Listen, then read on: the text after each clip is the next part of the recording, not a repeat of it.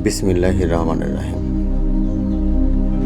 ইখলাস এটি এমন একটি অদৃশ্য আমল যা চোখে দেখা যায় না, কিন্তু আল্লাহর দরবারে সমস্ত আমলের মূল ভিত্তি।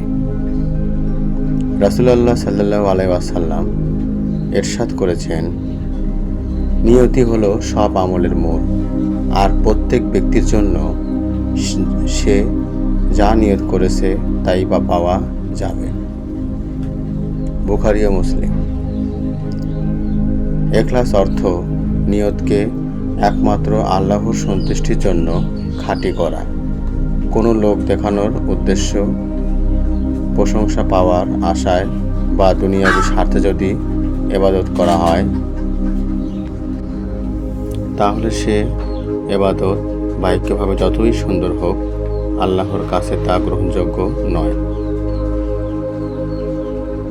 আল্লাহ কোরআনে বলেন, তাদেরকে তো কেবল এজন্যই নির্দেশ দেওয়া হয়েছে যেন তারা একনিষ্ঠভাবে আল্লাহর ইবাদত করে, দিনকে তার জন্য খাঁটি করে। সূরা বাইয়িনাহ আয়াত 5। মারিফাতের আলোকে বুঝলে ইখলাস এমন এক অবস্থান নাম যেখানে বান্দা শুধুমাত্র তার প্রভুর দিকে মনোনিবেশ করে এবং নিজের অস্তিত্বকেই গণে না। ইখলাসে ফানার ঝলক থাকে।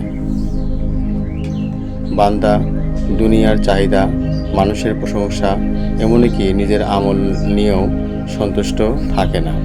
সে শুধুই আল্লাহকে চায়। ইমাম গাজ্জালী রহমতুল্লাহ আলাইহি বলেন, ইখলাস হলো এমন একটি গোপন আমল যার সাক্ষী শুধুমাত্র আল্লাহ। কেউ যদি রাতের অন্ধকারে তাহাজ্জুদ পড়ে, চোখের পানি ফেলে, কিন্তু কারো জানার আগ্রহ না রাখে, এটাই ইখলাস।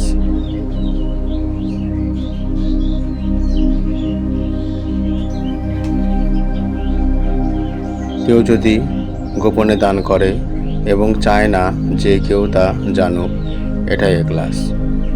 কিন্তু রিয়া, তা তো লোক দেখানো, একটি গোপন শিরক। রাসূলুল্লাহ সাল্লাল্লাহু আলাইহি সাল্লাম বলেন, আমি তোমাদের জন্য যা সবচেয়ে বেশি ভয় করি তা হলো ছোট শিরক বা রিয়া। মুসনাদে আহমদ।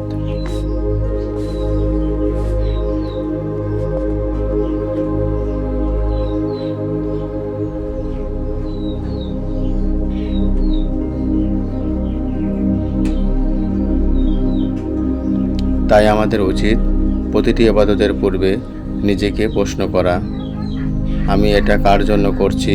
যদি উত্তর হয় শুধু আল্লাহর জন্য, তবেই সেই ইবাদত আল্লাহর দরবারে কবুল হওয়ার যোগ্য। ইখলাস ছাড়া আমল শরীরহীন, আত্মার মতো। আর ইখলাস সহ ছোট আমলও বিশাল মকবুল আমলে পরিণত হয়। আসুন আমরা প্রতিটি কাজই নিয়ত বিশুদ্ধ করি, কারণ আল্লাহ কাজের পরিমাণ দেখেন না, তিনি দেখেন অন্তরের অবস্থাকে।